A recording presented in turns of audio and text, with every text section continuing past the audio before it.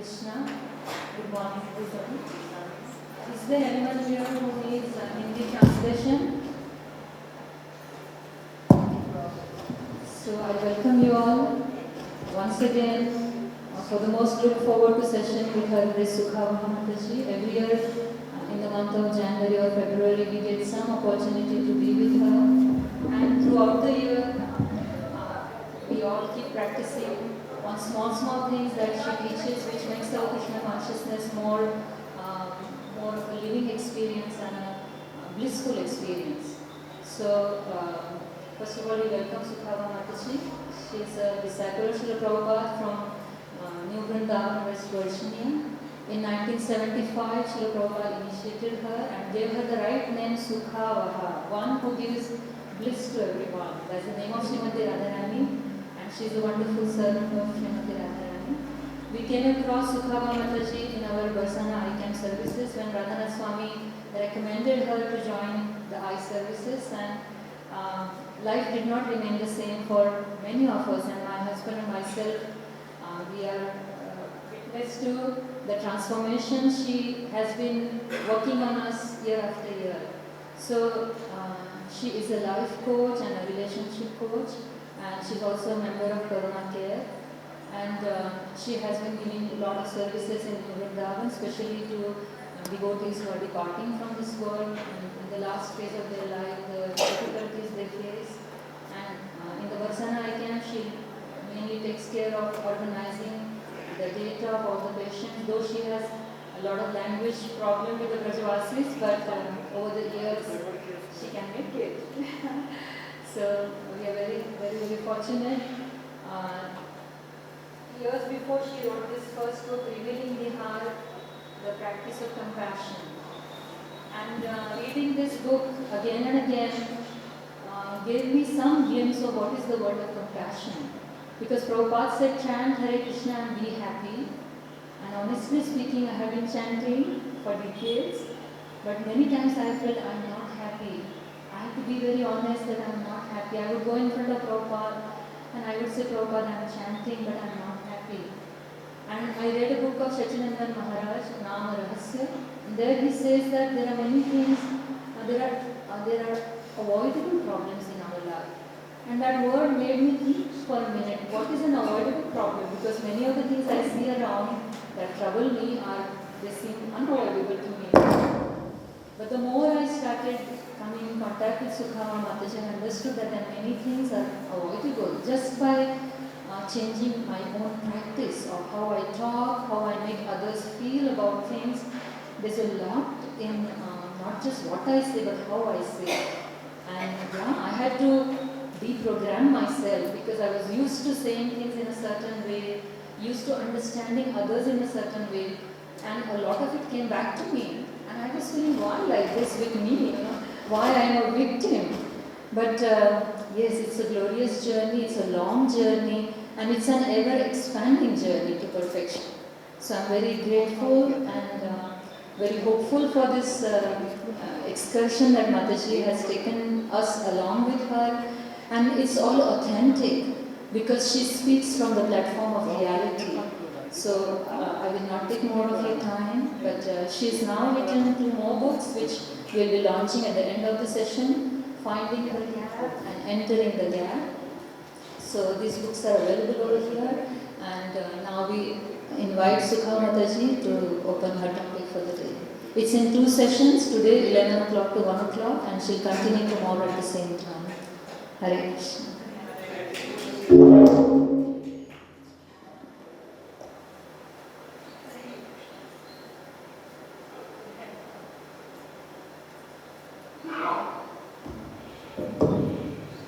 Hare Krishna. Just want to say a little prayer. Namo Vishnu Padaya Krishna Prasthaya Bhutale Srimate Bhakti-Vedanta Swami Nityanaya Namaste Saraswati Devi Gauravani Pacharani Nirvishesha Shantivadi Paskachada Shatara. Please, dear Lord Krishna and all the assembled devotees, my elders, my god sisters, and everyone else, I pray that you may bless me and that we may together discover new things, that Krishna may provide an environment where we can open up to the Nava-Yovanam aspect and see new things that we didn't see before. Hare Krishna. Hare Krishna. So I'd like to welcome all of you. We've got some devotees sitting here. We have devotees sitting in a circle. And I just want to include all those, even those sitting outside the circle, if you want to be a part of the seminar, and some people are choosing to be outside the circle. We're expanding the circle so that you're all included. And the reason we do a circle is because we really, we want to really look at things, not just look at me, but we're looking at each other and we're looking inside and we're seeing the connectedness of all of us.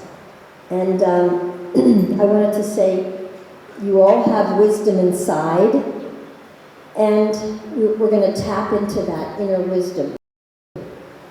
It's not that I am the wise one. I am just a facilitator for that we may open up to your inner wisdom.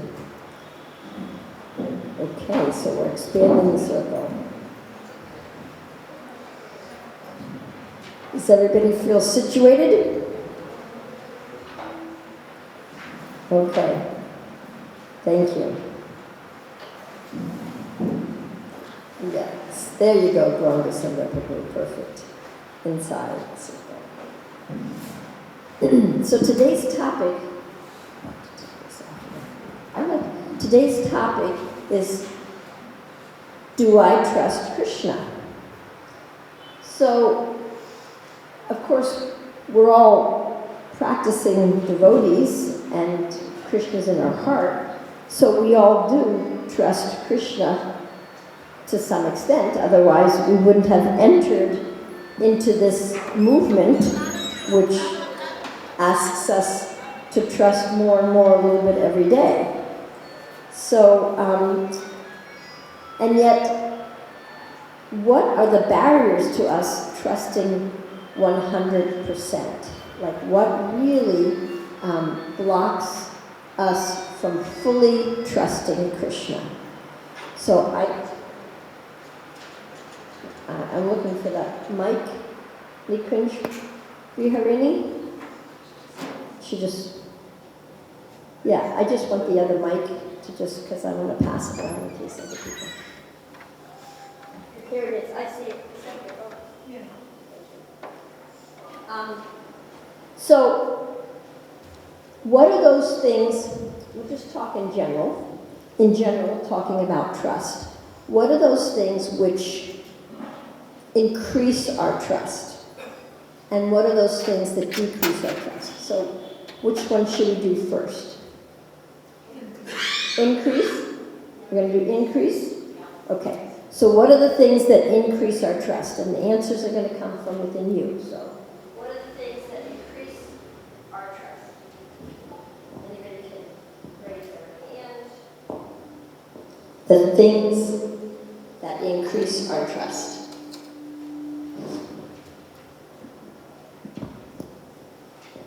Okay, I'll go here first. Hare Krishna Mataji. Certain situation in the life where I feel that I'm totally lost, and suddenly I get some hope, and that increases my trust in Krishna, that Krishna has done this to me. Okay.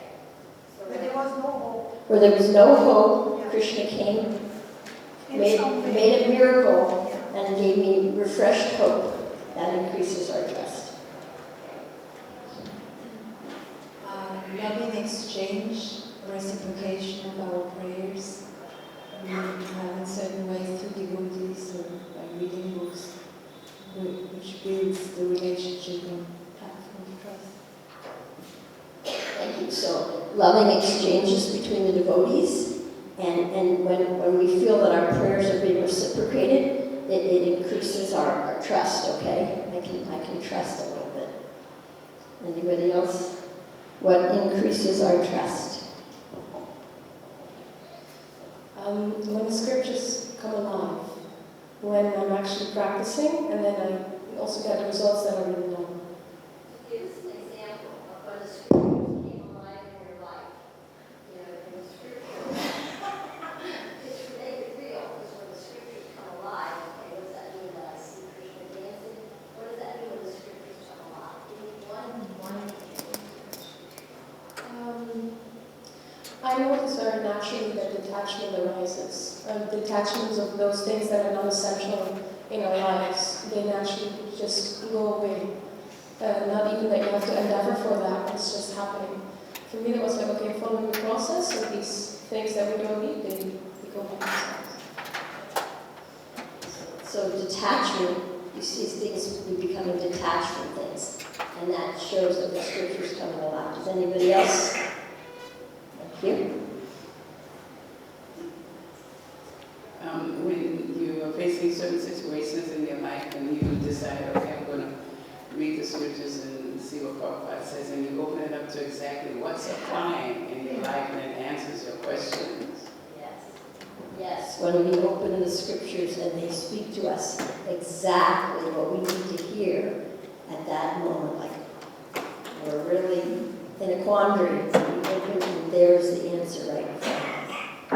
Did any of men want to share what increases your trust? What increases your trust? You don't have to. Just, we got some ladies over there. They're still in the show, sorry. When the mercy itself comes alive, and we get to acknowledge how insignificant I am and how the mercy is all I am. And maintaining that essence really So when we receive mercy, inconceivable mercy, and you have that realization that, wow, you know, I'm tiny, but this mercy is coming to me. It just really opens up the eyes to Krishna and his magic. Yeah. Thank you so much. Okay, we got more ladies over here. I'm just going to keep checking in with the guys. 1 second. Anybody have anything they want to share about what helps to increase trust for you? Feel free to shout out if you've got anything to say. We've got some ladies here. Hare Krishna. I don't mean to answer a positive query with a negative, but over the years, when I've seen devotees sometimes act in an offensive way to other devotees, over time I see many instances that the offender loses their taste for Krishna consciousness, sometimes goes far away for decades, and it just proves to me that the scriptures are right, and they say that there's a heavy price to pay for such attitude. That actually increases my faith in the process. Yeah, like when we realize that when something happens that's not up to standard, that someone is hurting another devotee or offending, and maybe we can't even do anything in that moment. You know, but we feel the pain, maybe we're the one who's getting the pain, but we can sense it and feel it. And then Krishna somehow rectifies that, you know, by, you know, maybe giving a little bit of a heaviness to that person. And so, you know, then we can trust that I don't have to retaliate. I don't have to do that. Krishna is going to be taking care of all of that. And so that gives me a sense of like, okay, all right, let's see what happens. Thank you. Hi, Krishna. Yeah, what increased my trust in Krishna and Krishna consciousness is that now for many decades I've been trying to practice and also practice my material desires on and off. And whatever happens with them, it doesn't satisfy. Only Krishna consciousness is actually more and more real and more satisfying. Yes. So when you're practicing, and you practice Krishna consciousness, and then sometimes you engage in things that I'm sorry, my past all you.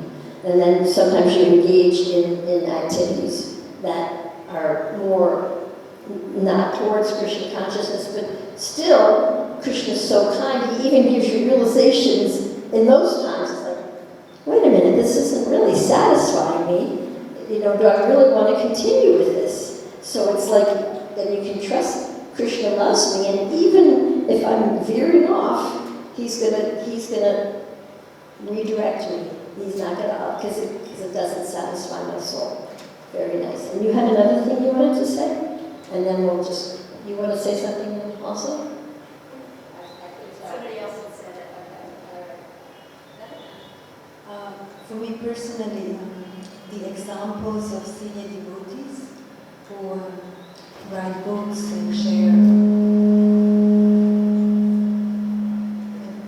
share their relationships of trust, and then the living examples we can see how it really worked out for them. I mean, to associate with them, that gives a lot of hope, or it works actually for them. So I can trust how the seniors have surrendered to some challenges. It's very inspiring to move on to. Thank you. So when we see the examples of other devotees who've been around maybe a little longer than we have, and we see that they've gone through challenges, and they're still here, and in fact, you know, maybe their challenge, they said, was the greatest blessing. And so, you know, we become interested and we become inspired, and we have Srila Prabhupada to thank for that, for creating this society where we can have this association, because on our own, just between me and my mind, I can get off track a lot. And when I have a community that listens to me, or that is an example for me, or that shares with me or comforts me in times when I need help, those are the times, you know, when we really see the benefit of what Srila Prabhupada created. He wasn't just creating an institution. He wasn't just creating an organization, although he was creating those things, something legal, an institution, an organization. He was more than that, creating a community of like-minded persons, so that, you know, we can help each other. I want to say here that being a soul in a human machine is one of the most challenging lifetimes we can have. The animals and the plants, you know, they have their challenges, birth, death, old age, disease, but they don't have this mind that torments them and harasses them and, oh, can you believe you did that? Why did you do that? And what's wrong with you? And it's very, very challenging to be in a human machine. And this mind seems to talk to us a lot. And it mostly the mind in and of itself is not bad, but when the mind hooks up with the false ego, it tells us lots of stories, lots of lies. But we get confused.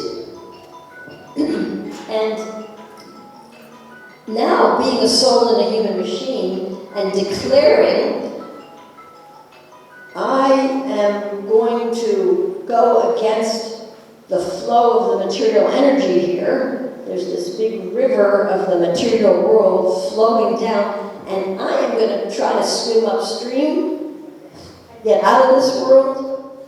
Now that is super challenging. Super challenging and sometimes excruciating and exhausting. It would just be easier just float down. And that's what most human beings do in this world. They just float on the autopilot, on the river of the material energy, and it takes it downstream. But we want to go upstream. We want to go to the source. We want to go to the source, like there's the Ganges, right? And then there's Gangotri.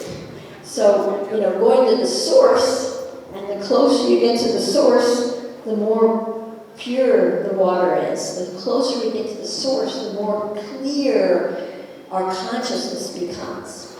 So, I just want to acknowledge all of you for, first of all, coming to the seminar, but also, declaring that you really want to take this process of Krishna consciousness seriously, that you really want to get to the bottom of what's keeping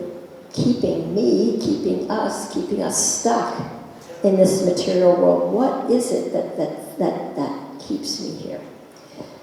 So now I'd like to ask, so what are the things, I'm sorry? Oh yeah. Please put your phones on silent mode. Thank you so much. I mean, I'm pretty used to ignoring it, but it does get distracting. And we've got enough distractions going on here in this world. So, what are those things that prevent us from trusting, make it difficult for us to trust, or even things that break our trust? What are those kind of things that kind of interfere with our being able to trust Krishna? What kind of things? When things don't go our way. Yeah, when things don't go the way we think they should go. Wait a minute, Krishna, come on. I've done all this for you, and this is not what I want to do is just for you. And why aren't you helping me here? What's wrong? Yeah, it gets confusing sometimes. We just get a little, I'm not so sure about this. Little question in our mind. Why? Why me? Why me, Krishna? Very interesting. Good point. Thank you. When things don't go the way we think they should go. Anybody else? What are the kind of things that prevent us from trusting?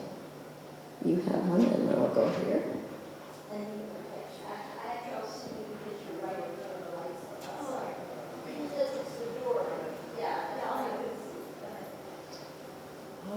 So when we are attached to success and not have enough tolerance, that is a gradual process, then on the way, like I'm speaking about myself, feeling weak or just discouraged, this is not something I can ever reach, but others, then it's not for me. Like, what can I do? When we're on the path and it seems like the goal keeps getting further away, and we just can't seem to ever reach it, and it just seems so long and so slow and agonizingly slow that we just maybe want to give up sometimes. Yeah, that can interfere. Thank you. I'm not sure if you're saying trusting Krishna, not trusting Krishna, or not trusting.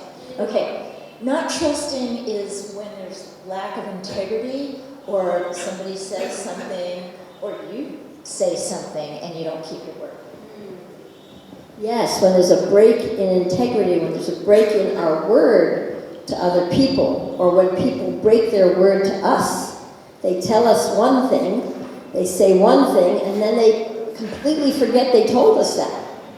The promise, and then they don't keep their promise, and we start to think, do they care? Do they not care? You know, I can't believe this person anymore. They tell me something and they don't do it. I can't believe them. I can't trust them. Or, oh my gosh, I promised I was going to do this and I didn't do it. I've hurt that person. They were expecting something and I didn't do it, and that breaks trust.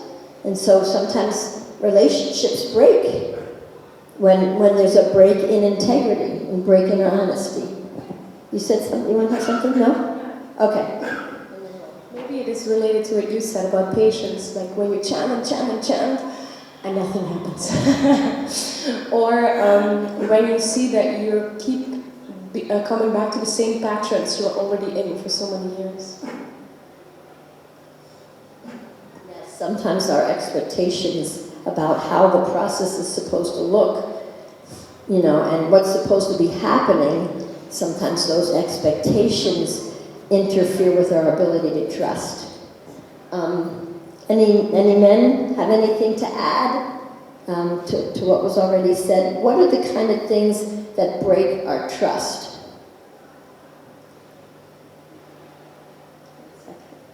Anybody over here? I just want to make sure we are including everybody. Yeah. Either way, because it is about Krishna, even if it isn't. About Krishna, my faith gets shaken up when challenges come for which I am not ready, and I pray to Krishna to give strength and the intelligence and also some tools to handle that situation, but they don't just come at that time, and I have to be patient, and that process between falling in the situation and getting out of the situation, that duration seems very long and unending, so that it feels very shaken. Long, drawn out, and painful. And we don't like pain. I'll talk about pain in a little bit. You want to say something? That's something personal for me. Sometimes there are some instructions to follow where I think with my mind, my past experiences tells me that this is impossible. I've never done this before, it's not possible. And then I cannot trust to an instruction where I have never put my feet into this field, and then there is no chance to get empowered. Because it's not our ability at the end, it's Krishna's ability running us. And then there to trust is, I find that very difficult, but then we surrender and do and it happens. But that process till we do it is kind of like, it's like a fight with trusting Krishna. Yes, so you brought up a point. Sometimes we don't trust ourselves, and then we project that onto Krishna. So it's like, no, you're asking me something that's impossible. Now, I've never had the experience of ever doing this, so I don't know how I would ever do this. How is this even going to be possible? And we don't trust because we have not had an experience of that. And in our uncertainty, we don't trust that we can do it. And again, then sometimes we miss out. We don't trust that Krishna can empower us. So sometimes our trust in ourselves gets in the way of us trusting Krishna. And I'd like to say, does anybody else have anything else to add? You want to say something? No? Yes? You're not sure? Sometimes our confusion gets in the way of our trust. Sometimes when we're not sure, then that can get in the way of trusting, and again, of trusting ourselves. Our fears get in the way of trusting. If we have had experiences where maybe we were with people who were not trustworthy, and we got really hurt. And so maybe we're cautious and we're afraid of getting hurt again. You want to say something? Please. Hare Krishna. Trying to do too many things, and in that way, if we fail in doing one or two things, then that will decrease our trust. Yeah, sometimes when we try to do too many things, we way more than we can actually do. And then we can't do that. And then we again lose more trust in ourselves. And maybe we project that onto Krishna. Well, Krishna, I wanted to do all these things for you. Why didn't you empower me to do all these things? I just wanted to do them for you. Why didn't you let me do them? Why didn't you help me? So, yeah, this trust in Krishna is actually a very deep thing and does have something to do with us. I'd like to say that a lot of the reason we don't trust, and of course including everything that you said, is we're really, in this world, we really avoid pain. And trust takes a certain vulnerability. It means we're opening ourselves up to the possibility of being hurt. And depending on our experiences in life, that chance that we might get hurt, and it's probably unconscious. We may not be consciously thinking, oh, I'm afraid you're going to hurt me. But unconsciously, somewhere deep inside, we're afraid of that pain. We're afraid we're going to get hurt. So we kind of like stay pretty closed up and just are very careful. We try to do everything perfectly right so no one can criticize us and no one can yell at us, to finger at us and make us wrong and tell us we're a failure, because it hurts so much.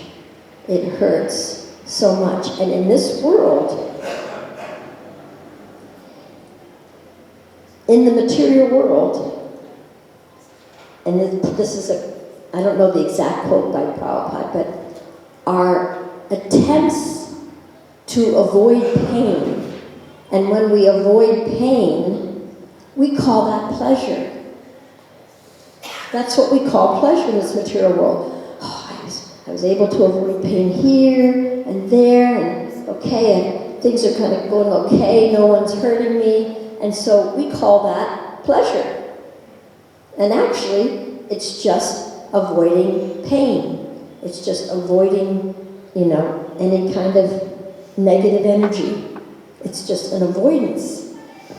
And that can get us through a certain amount of this world, and it can get us to a certain point.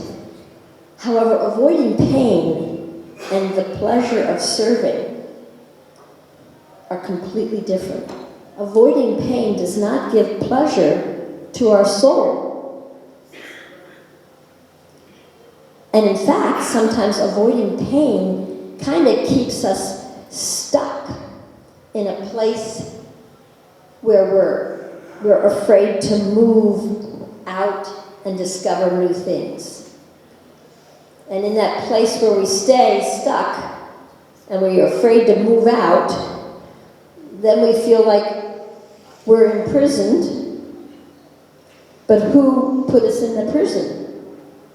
And sometimes we'll project it off on that other person. Well, they're yelling at me, so we go small, or Krishna's not giving me what I expect, and so we stay guarded.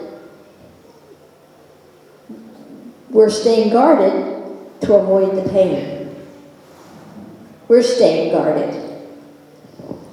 So those are some things to think about. How much we avoid pain and how it really interferes with our ability to trust others and to trust Krishna.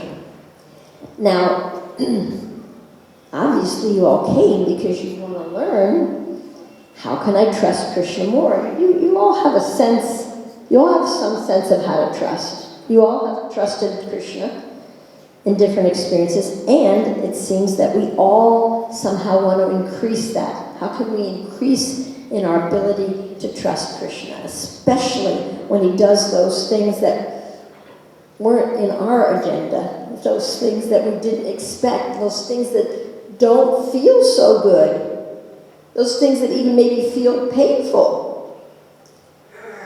How can we trust Krishna when those kind of things happen?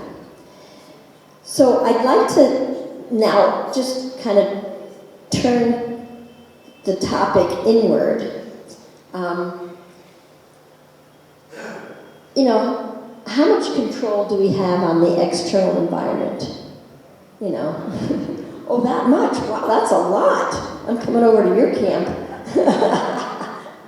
Because I think I got kind of not too much control over what's going on over here. The material energy is bombarding us, and it's increasing in its bombardments. The energy sources, the more the gas and oil and coal companies are raping our Mother Earth and then taking all that out and making it into gasoline and then throwing it into the air, and then we got to breathe all that pollution, and so we're being bombarded externally by all these elements.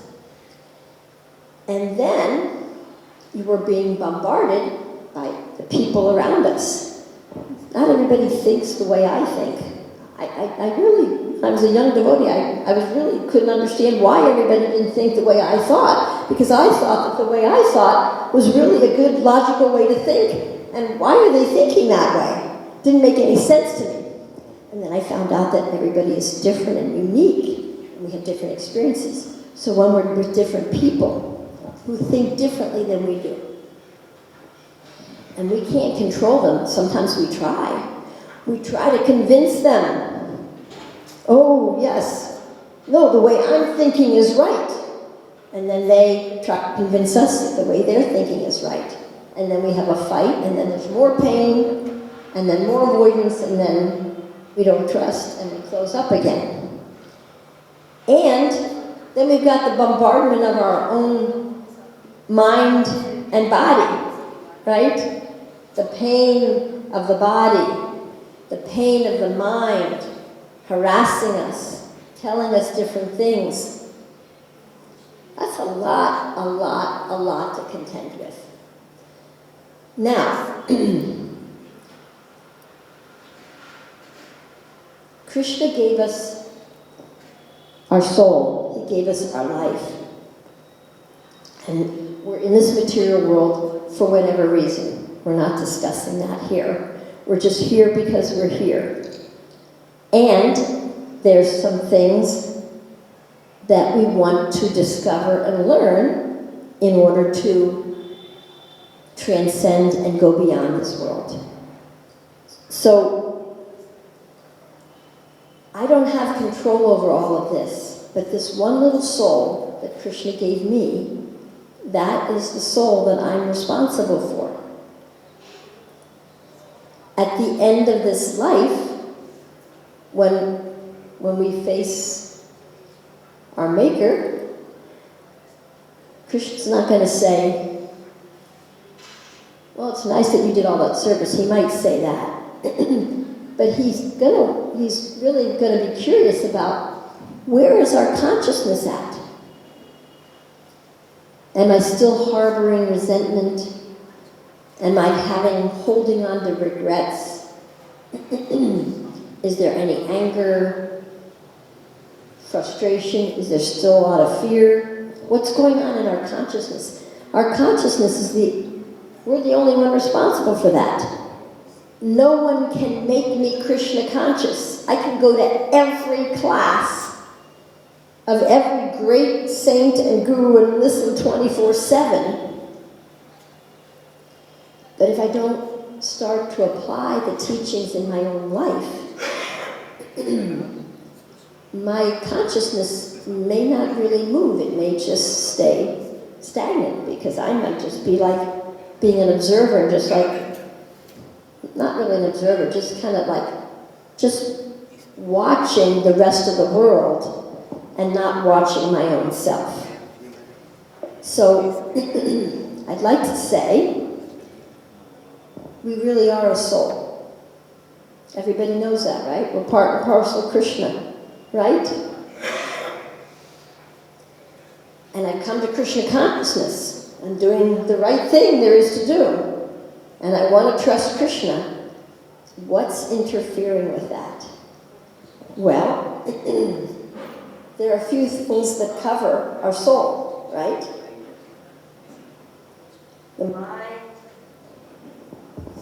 The mind, right? And the ego, right? These cover our soul. And then we try to consciousness. We try to pace consciousness. On top of all that, it's okay. Okay. We try to pace Krishna consciousness on top of all that, right? Now, the mind and the false ego tell us a lot of lies, a lot of things that aren't true, right? And the absolute truth won't stick on top of lies. Now, I tried for many decades, and for maybe almost 3 decades, it seemed like it was kind of sticking. It only, slid off kind of a few little times, but after almost 3 decades, it was falling off. It wasn't sticking.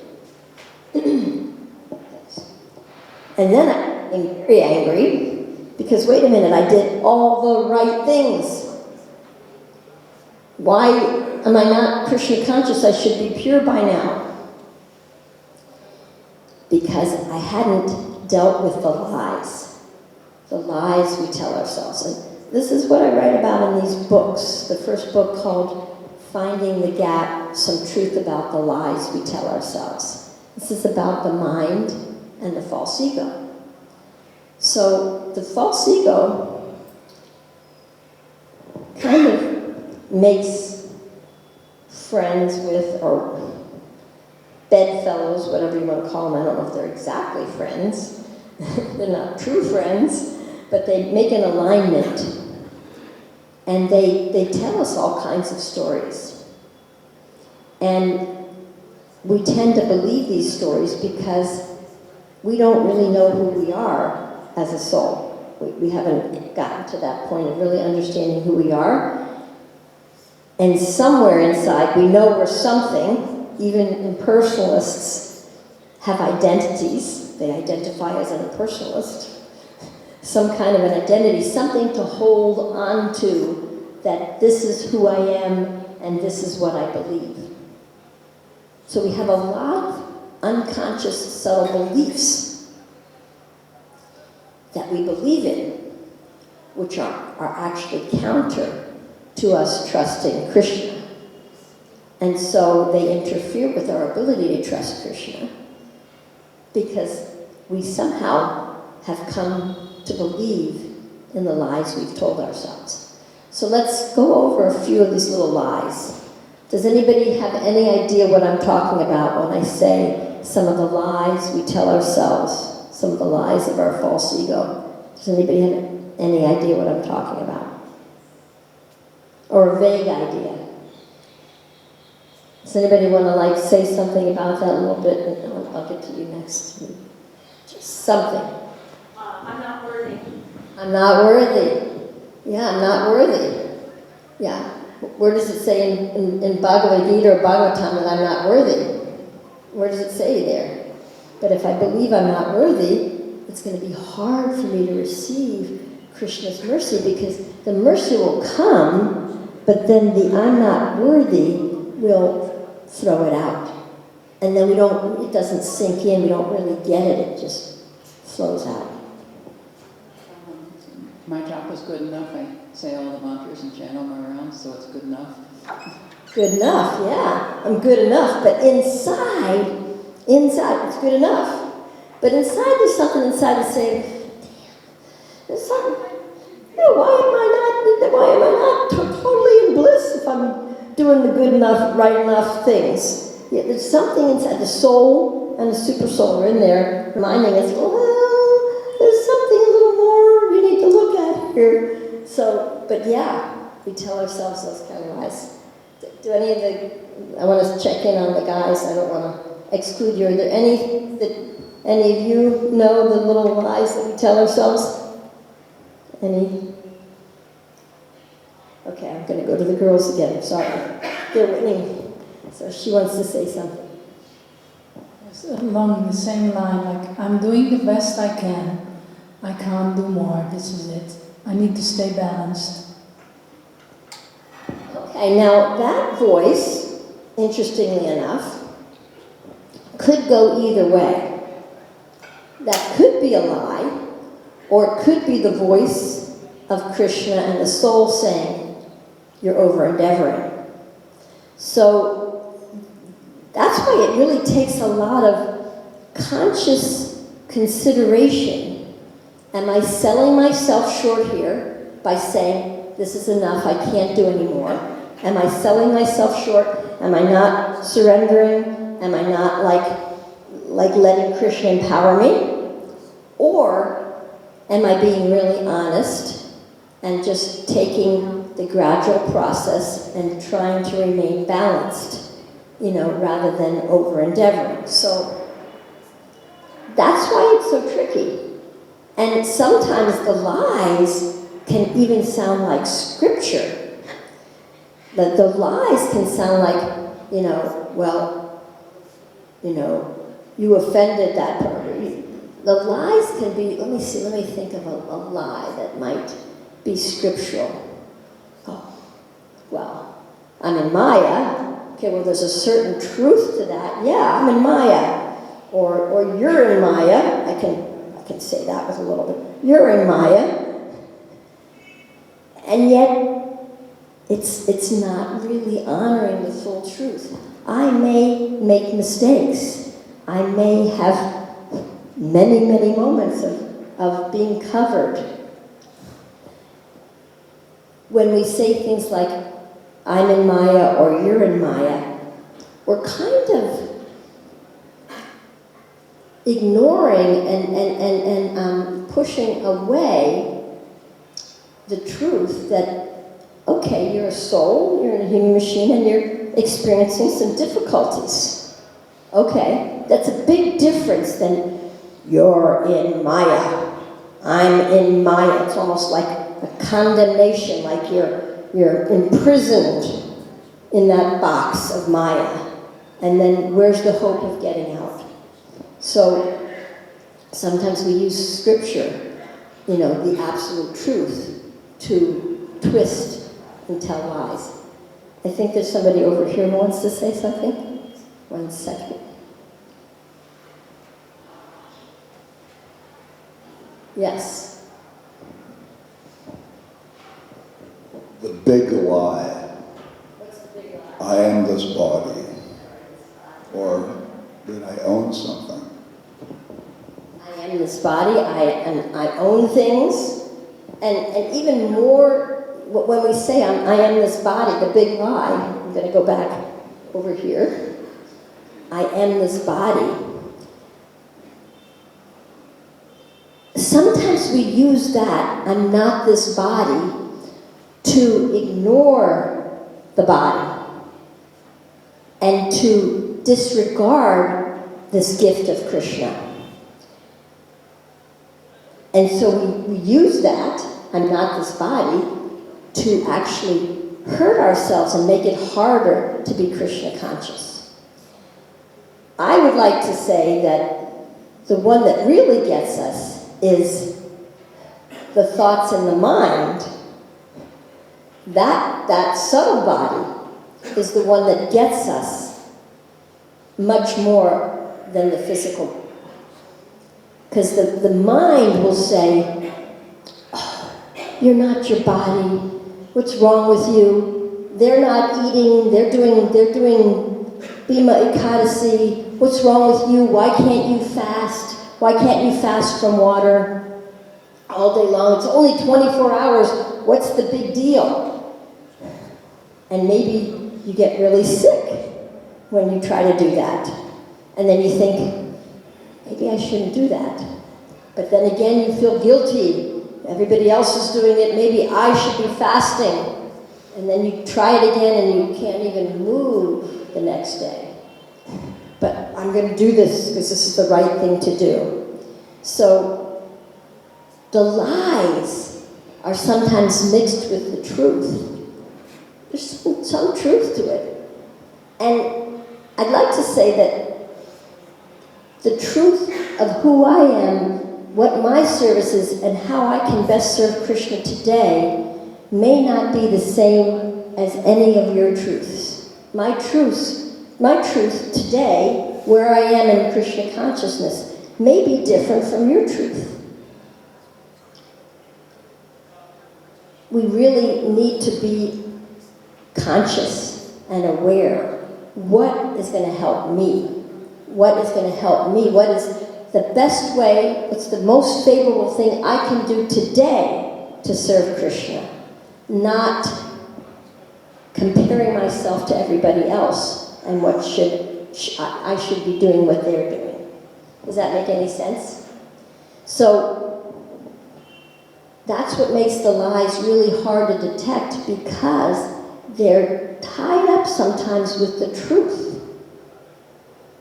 The truth. And the absolute truth. I'm not this body. Yeah. That is the truth. And we need to take stock in that I'm not this body. I am a part of Krishna. And yet, I'm fallible. I'm a tiny part of Krishna. And I can't do everything. And sometimes our body reminds us that I can't do everything. Sometimes our body keeps us humble.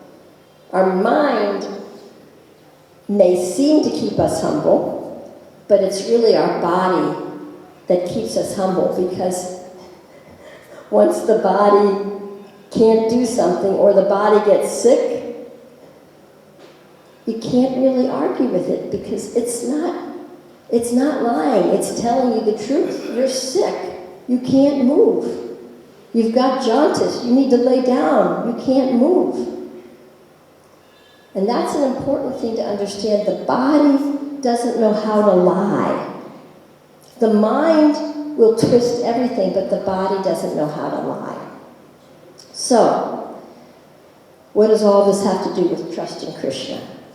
So, we really need to dissipate the lies that we tell ourselves in order to really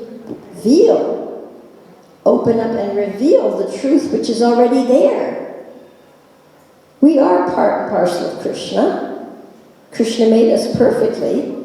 And if I can't fully realize that I'm part and parcel of Krishna, and I can't fully trust Krishna, there must be something I'm telling myself that isn't the truth.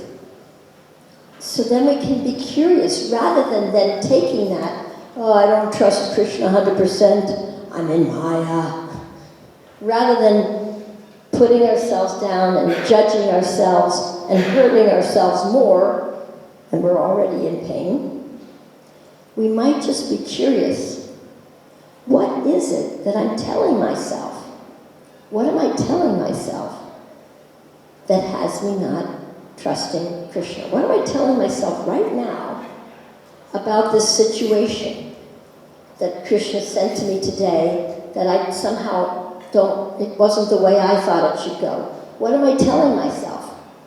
Well, I'm telling myself it should have gone a different way. I'm telling myself that maybe Krishna doesn't like me because he's not doing it the way I think he should do it.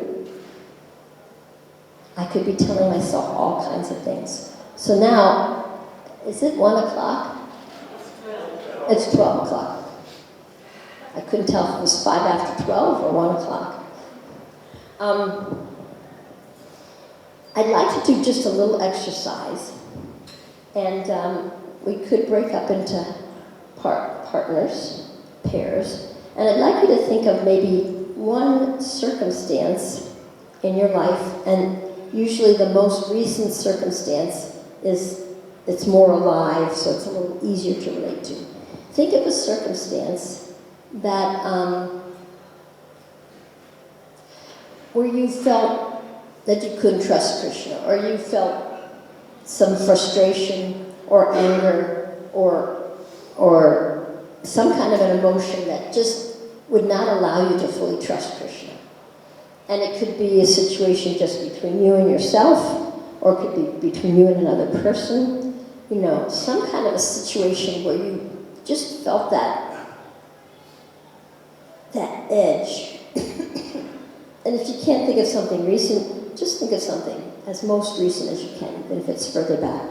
And then I want you to distinguish, so you get a partner, and then you each distinguish the situation. And then, if you can, think of maybe 3 or 4 things you told yourself. 3 or 4 things that came up in your mind, like, oh, that person was so mean, you know, or they didn't understand me, or I was so foolish. Just certain things that you thought at that time. And just note down. I know you don't have papers and pencils, maybe you do, maybe you have phones. But just note down 3 or 4 things, and then I want you to share that with your partner. And once you do that, and then your partner will share back with you, once you do that, then we have a second part to the exercise. So does everybody understand the exercise? Should I say it again? I give you, maybe 3 minutes per person. First of all, I'm going to give you 3 minutes to get the situation and to figure out the 3 things you thought. And then, just a couple minutes to share, and then the other person shares theirs. And then we'll do the last part. Is that enough? And if you need more time. So, is everybody willing to do this exercise? Yes? Yes. Do you have any questions? Anybody have any questions? No. So everybody get a partner, somebody that you can, feel that you can exchange with. Just sit next to you. You can do the person right next to you. And there's no right way to do this. You can't really mess this up. Just do the best you can. That's all we can ever do anyway. So just think of some situation that was a little frustrating for you or upsetting, and then what you said, like kind of note down how you felt or what you said. Just 3 or 4 things. Does that make sense? I'm sorry? Does everybody have a partner? You get a partner, so he's got a partner, and he's got a partner. This one needs a partner here, and this one needs a partner. You're going to be partners? Okay. So nice to see you. How are you? Yeah? All right, so you've got a partner. You need a partner, okay. Maybe Nikunj Harini, are you going to be your partner? Okay. You got a partner? You got a partner? Okay. Okay. Yeah. And just, get to know your partner just a little bit, introduce yourself. Does everybody have a partner? Okay. You're not participating, that's okay. You're watching. Do you have a partner? You want a partner? Are you kind of, he's not listening? Well, he looks like he might be your partner. Would you be his partner? Okay, let's see if we can find somebody who can be your partner.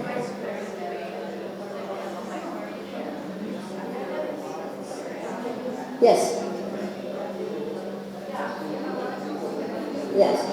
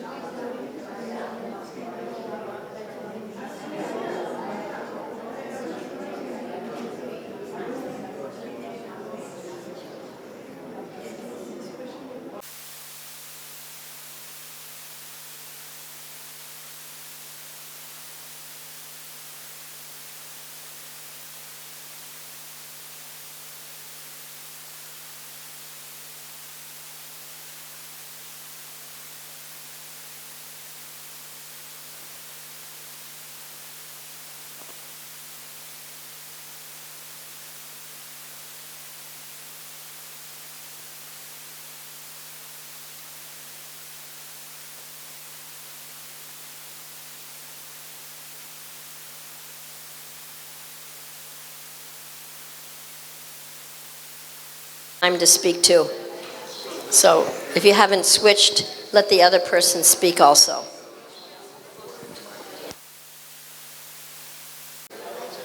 Does anybody need a little more time? Okay, we'll give you 1 more minute to finish up and make sure you got your points. 1 more minute. Whoever didn't share, or get your clear points.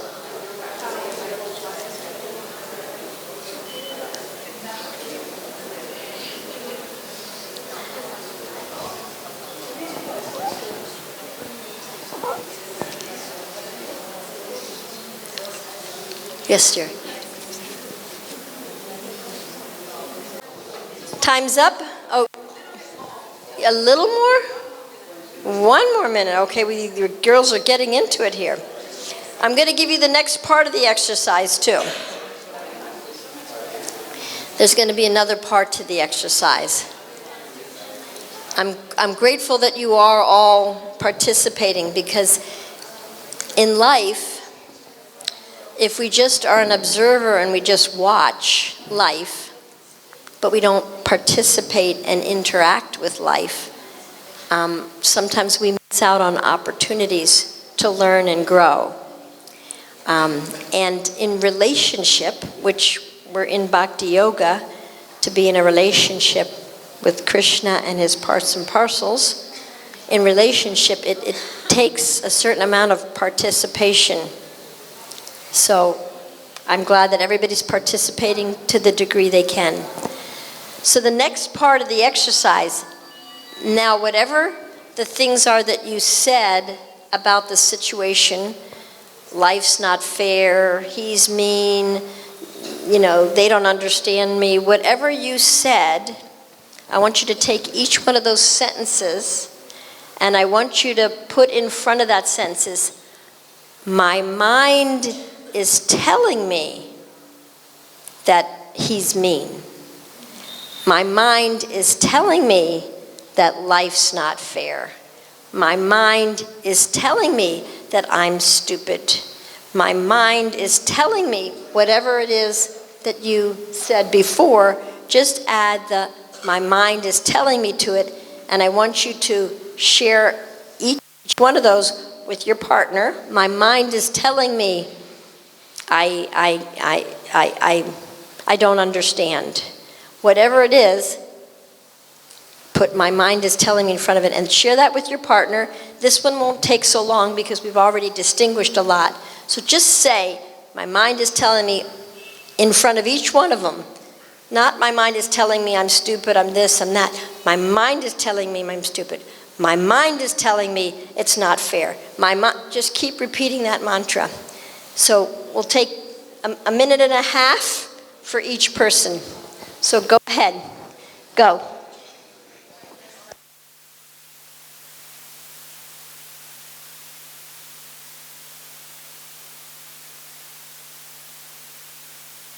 Already done so, make sure the other person gets a chance to share. Make sure you say, my mind is telling me. My mind is telling me. My mind is telling me.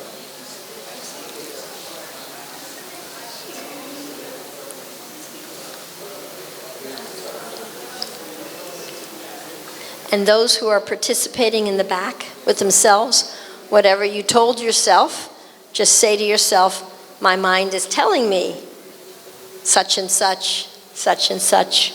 Whatever your mind is telling you, just say it with those words in front of it.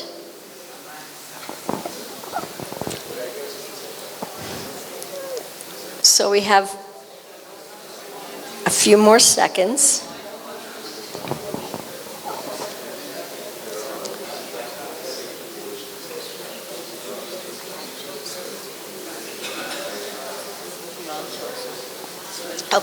Okay, thank you. All right. So I want to hear. All right, did everybody kind of complete that? Everybody completed that? Let's come back. Bring your awareness over here. My mind is telling me you're not listening.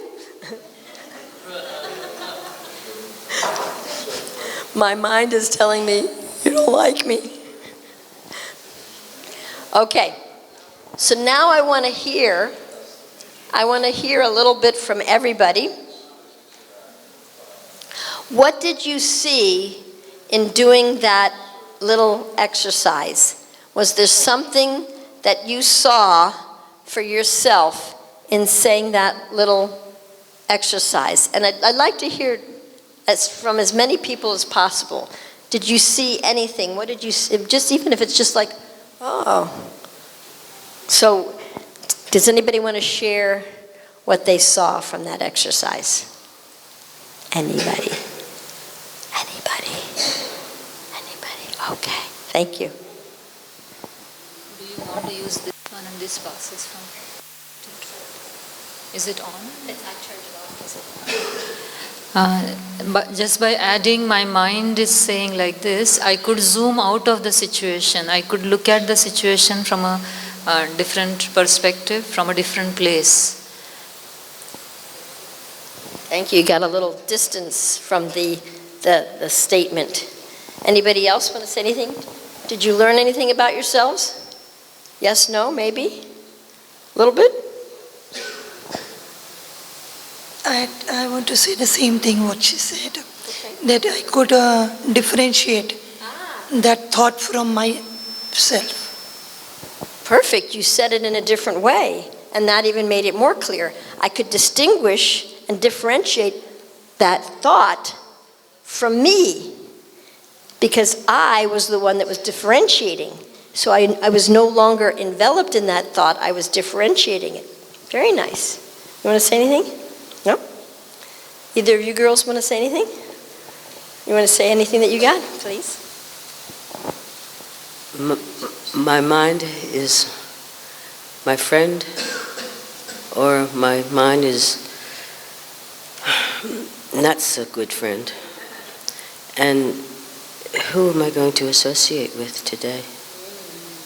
And when my mind says, oh, you're too tired, stay and associate with me.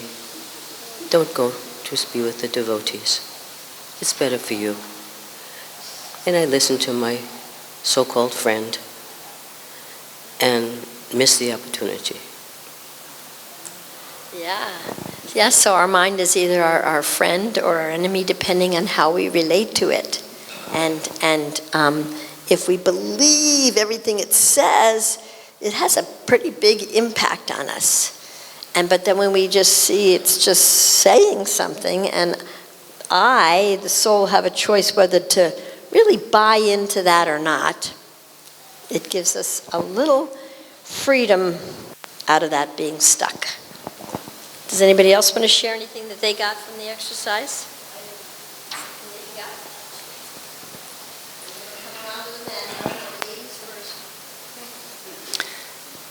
Yes, it helped to put that little thing in front. My mind is telling me. I was relating to Bhagavad-Gita, my disappointment about my son not being a practicing devotee after all the rounds and all the training and all the instructions. And then when I opened the can of worms that my mind is telling me, it's like, wow, it's like, it's your own fault, you don't deserve it.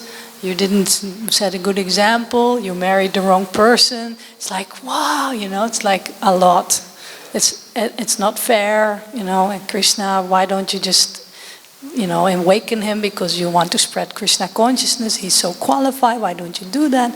It's like a lot, Maybe I'm being a bit, too hard on myself, You want to add, my mind is telling me I was a lousy mom. My mind is my mind is telling me that you didn't set the right example. You became loose, so he never got it. My mind is telling me that I married the wrong person, and my mind is telling me that I'm getting what I deserve. Haribol. Not such a good friend. You may not want to believe that. Thank you for sharing that, mind. I may want to believe something else. I just wanted to share something with Mataji said, and this was so inspiring. I thought it's nice to share. She said when we spoke about difficult situations, she said the essence of life is to allow to get rid of the false ego. And if we see situations in that way, everything is a gift. But my mind tells me that I want to set my false ego in the center. And because that's the platform where we start with, everything is going to affect me. And she just gave me that. It's really nice. Inspiration. You got an insight. Yeah, our false ego does tell us a lot of things. Anybody else want to share? And then we're going to go over to the men. Hare Krishna. Mataji, initially if somebody tells about me, you're proud, you think you're advanced, immediately I defend. The mind says, no, I'm not like that, you are wrongly understanding. But later when internally I think, analyze, I suspect, yes, is it like that? My mind is going, it's feeling proud, I'm feeling proud. So I start analyzing and I think, yes, right, but outwardly I don't express it. Thank you for having the courage to speak. And, I noticed that you said, somebody's saying, I'm proud, and then I'm defending, saying, no, but then later on you're thinking, well, maybe I am proud. So, again, your mind is telling that he's not telling the truth, no, and then your mind is saying, no, he is telling the truth. So, which part of the mind are you going to believe? Or maybe both of those have a little bit of a lie in them. Maybe you're not that or that.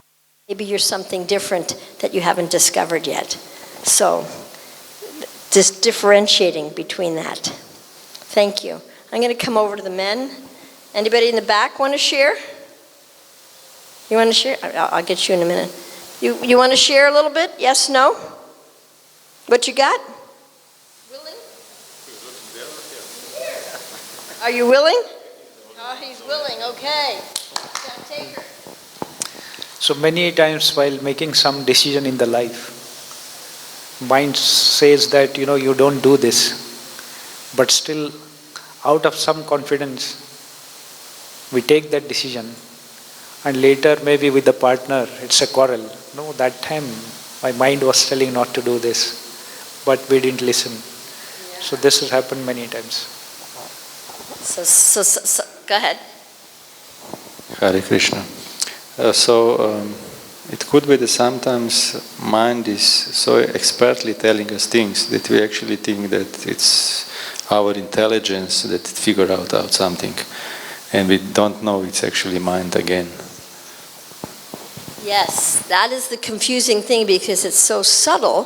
Sometimes we think it's the intelligence. My intelligence is telling me, and there is some logic to what the mind is saying. The mind, has some kind of a logic to it.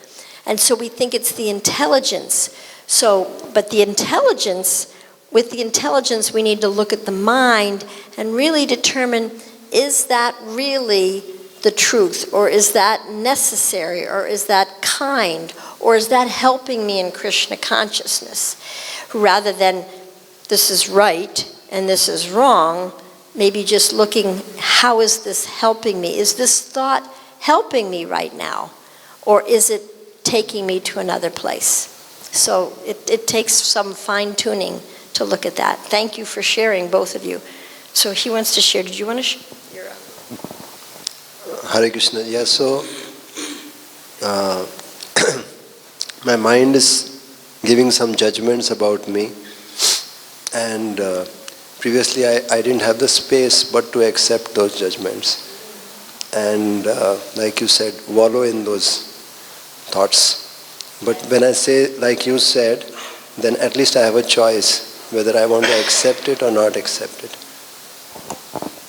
Yes, very nice. When we distinguish and we differentiate between the mind is telling us and that this is really the absolute truth, that I am blah, blah, blah, blah, blah, they're like, okay, is that thought helping me? How is that thought going to help me serve Krishna? Or is that thought, making me feel so overwhelmed and sad and depressed that I don't want to, I don't have the energy to serve right now? If so, then that thought may not be conducive to Krishna consciousness. So, but we don't have that choice unless we distinguish. My mind is telling me. Do you want to say anything? Please. My issue is with timetables. And my mind's tendency is to fantasize an ideal timetable of when things should happen and how they should happen. And then you come to the brick wall as like, that's not Krishna's timetable. So my mind, I think what it comes down to is my mind is rejecting what Prabhupada said. He had a heart attack in San Francisco. And they said, Prabhupada, please just take rest. Don't do anything. We'll do everything. And Prabhupada said, don't take away my right to struggle for Krishna. So, and he also said, to hell with the starvation committee, boiled vegetables, bring me sabji, puri, and kachori. So my mind, I think, is rejecting the prospect of struggle, because when you look at Prabhupada's biography, lifetime of preparation, one disciple from 1930 to 1965, he made one disciple in India. That's struggle, you know. And then what he did in America, and I mean, it's like, oh my God, you know, if he, such the pure devotee, Shakti-Avesh avatar, had to go through all that, what am I complaining about? What am I expecting to happen, you know, for me? So my mind is just being a spoiled brat. I liked what you said, that your mind is avoiding struggle. And it's interesting because some mind may see struggle as pain, and so it avoids the struggle. Some mind may think, struggle means I'm strong, means I'm a good devotee, so it holds on to the struggle, but it holds on to the struggle as an identity, like, I am so austere and I'm so good at struggling and pushing myself. And that may also be a trick of the mind, because then there's not the balance that, you know, maybe there's a little pride in there that I can struggle as hard as Prabhupada. So the mind can take anything and twist it. And so we have to be conscious ourselves, you know, what am I avoiding? What is it that, you know, do I avoid working hard, or am I addicted to working hard? Because either of those could be the same coin, but a different side of the same coin. It could be an attachment. I'm attached to not working hard, or I'm attached to working hard. I'm attached to not struggling, or I'm attached to showing how strong and how I can struggle. So it's different for each person. And so that's why this is a personal, individual process. We have to be conscious ourselves. What is my mind telling me, and what am I believing? And is that thought and that belief helping me to serve Krishna and his parts and parcels? That was a good point. Thank you. Would you like to share? Yeah? Yes? Thank you. Thank you. Hare Krishna. That was latest experience. Actually, there is my spiritual authority is there. So we had some differences in opinion. He was expecting something from me, that I should do these things in such a way, in that way.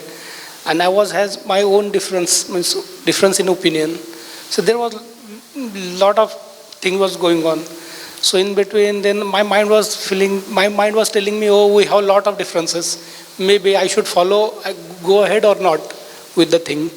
Then after some time passes. Then later in one lecture, somehow I attended that Prabhuji's lecture. And in that he told us exact reason why he was telling that things. At that time I feel clear that Prabhuji has so much concern and care for me. For that thing he was telling me all that things. All the way I didn't understood that time, but my mind was telling me, just be separate and follow your path. Then later I realized.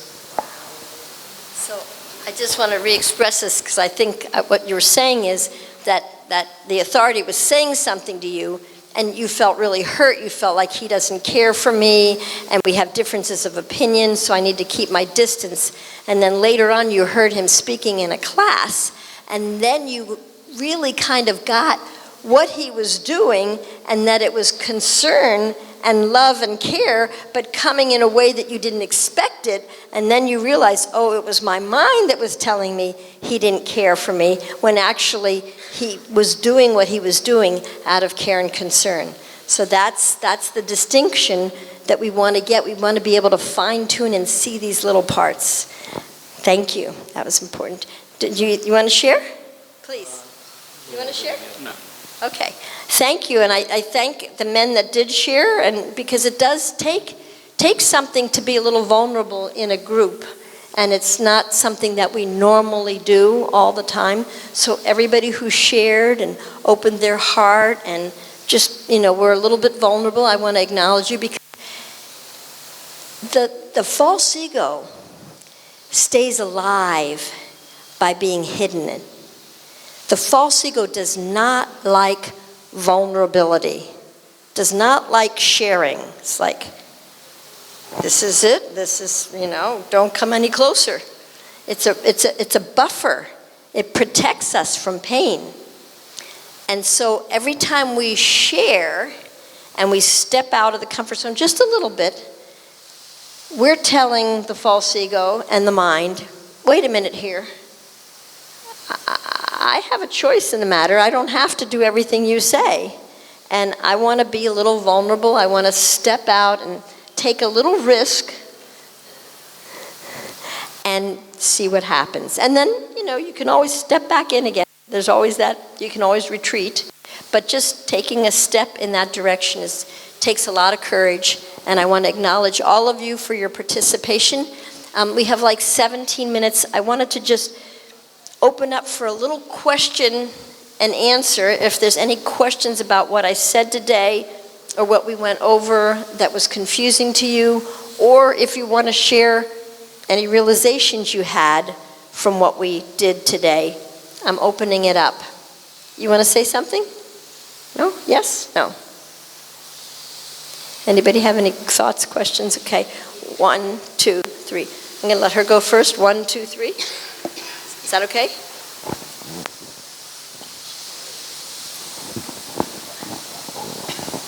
Hare Krishna.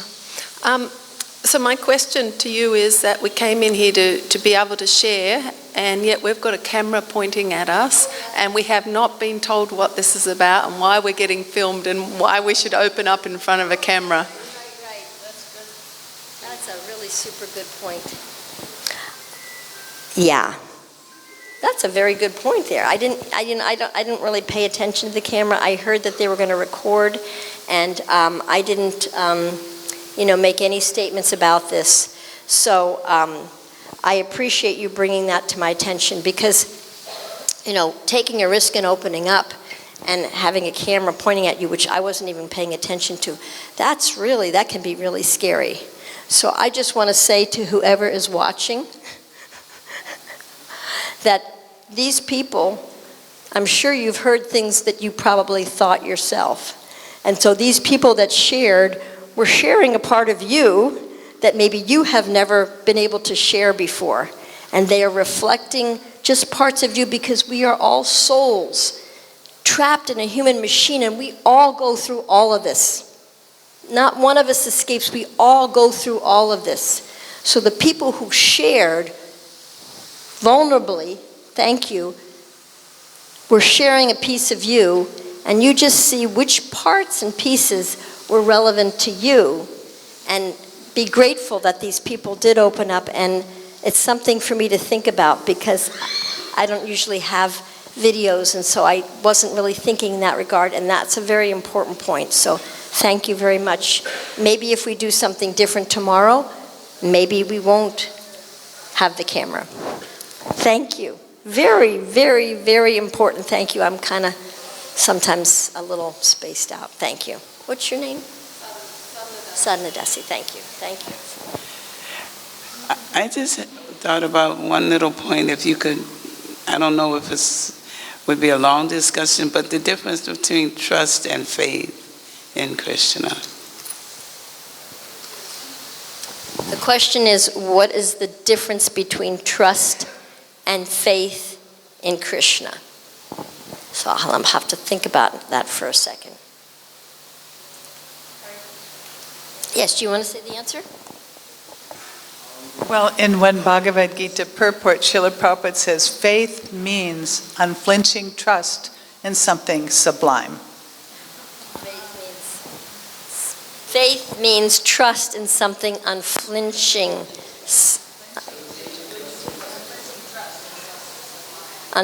Faith means unflinching trust in something sublime.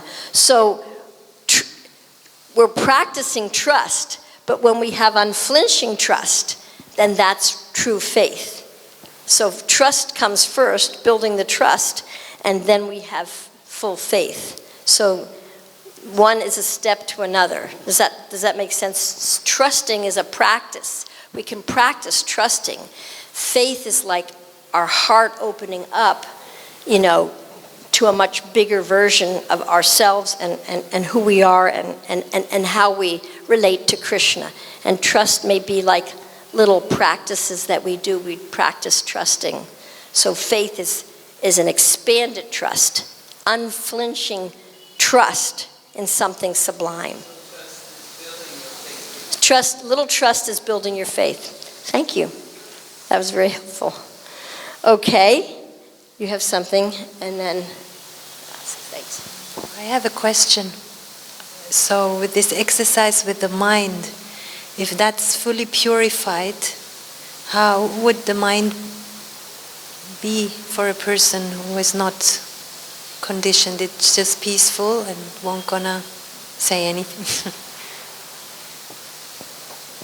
I can't say exactly because I'm not fully purified.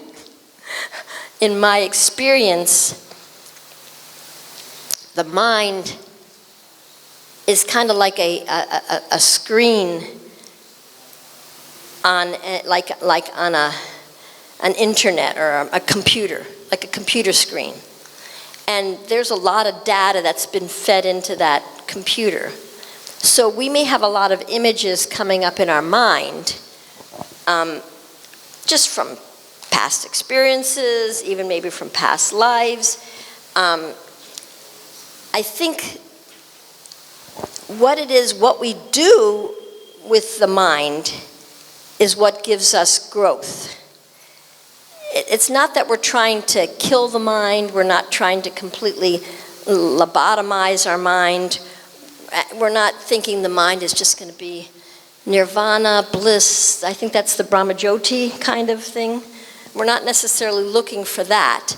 But when the mind says something, am I able to relate to it and talk to it and work through it and then choose separate from what the mind, consider maybe what the mind says, but then consider, is that just my mind? Is that a judgment? Is that relevant? Why am I so attached? Like more asking questions to the mind. So I don't think we're just looking for peace. That to me, that's the Brahmajyoti. We're looking for, how can I be aware and take what the mind says with a grain of salt, or distinguish, wow, I've never thought that before. I wonder where that came from, and maybe it wasn't the mind. Maybe it was something divine. Who knows? Something like that. Does anybody else have any thoughts or questions about what we did today? Does anybody have any, is this live?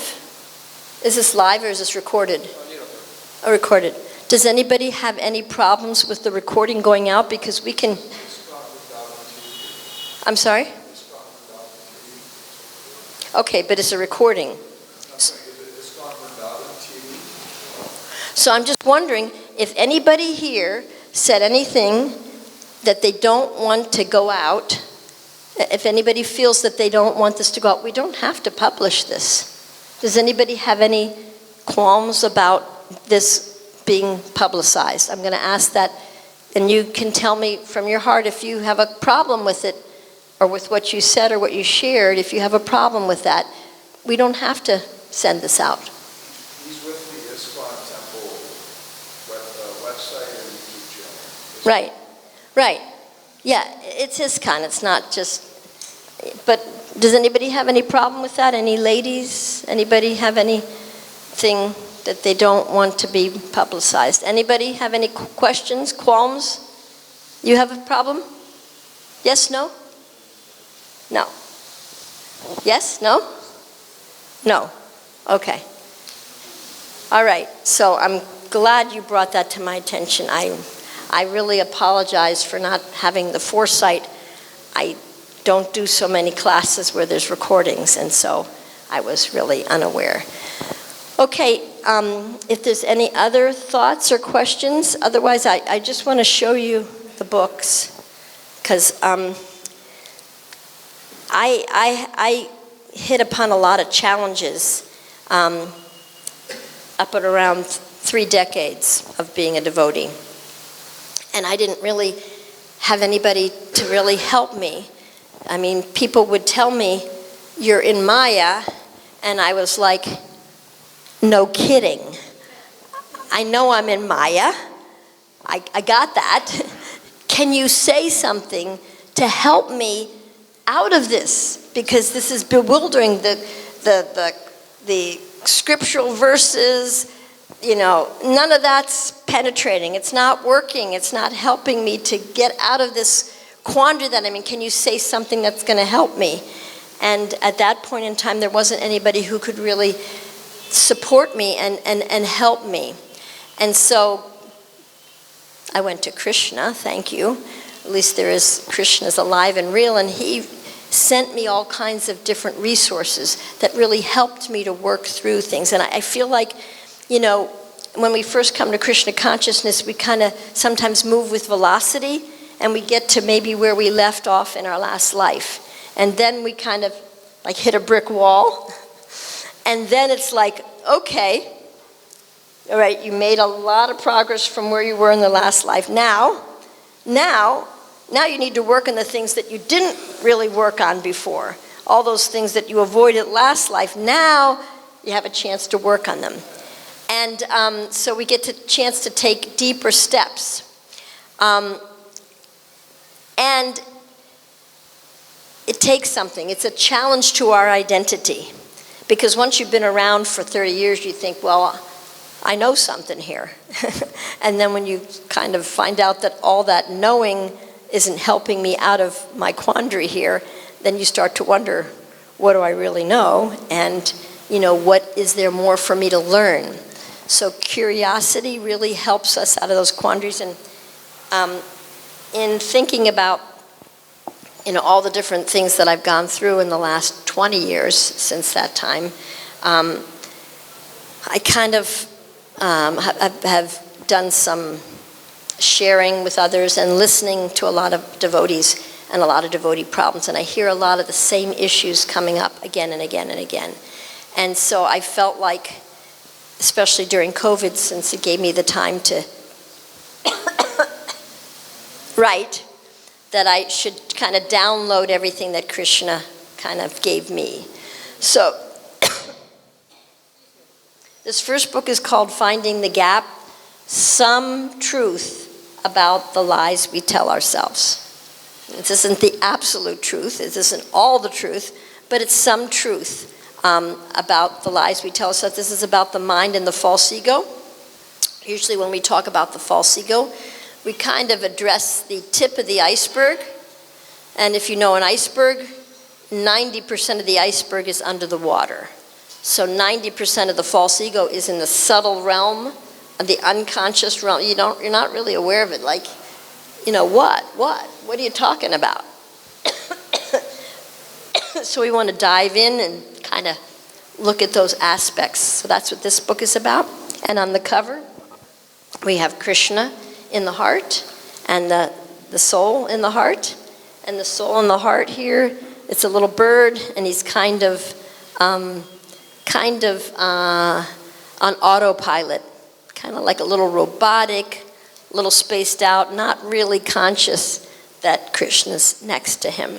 So that's that book. And then this book is second part. It was one book, and then I was told by a couple of devotees that I needed to make it into 2 books because it was way too big.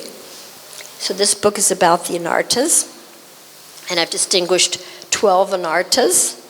And the first anarta has to do with Lord Brahma. When he created this world, I'm sorry? Yeah, the first thing that Lord Brahma created was self-deception. So I named the first anarta as denial. And if we don't know that we're denying, or we're in denial that we're in denial, we're not going to be able to see very much. But when we're curious, what am I hiding from myself? What am I pretending? What am I telling myself that's a lie, that's holding me up? How am I deceiving myself? When we're a little curious, then we can look at the other anartas and get a little sense of them. So in this book, the 2 birds are now looking at each other. Well, I mean, Krishna was always looking at us, but now the soul is turned, looking towards Krishna, a little bit more alive, and there's a little growth on the branches there.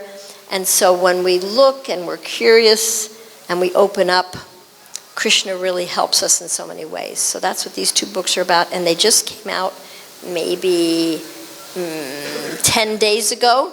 Just came out. They were just printed 10 days ago. Anybody who wants a copy, just for the set, is 800 rupees. And that's all I have to say. Thank you so much for your time, for your attention, for your participation, for your concern, for your generosity, and for your association. Thank you so much. Haribol. Vancha kalpachubhyascha.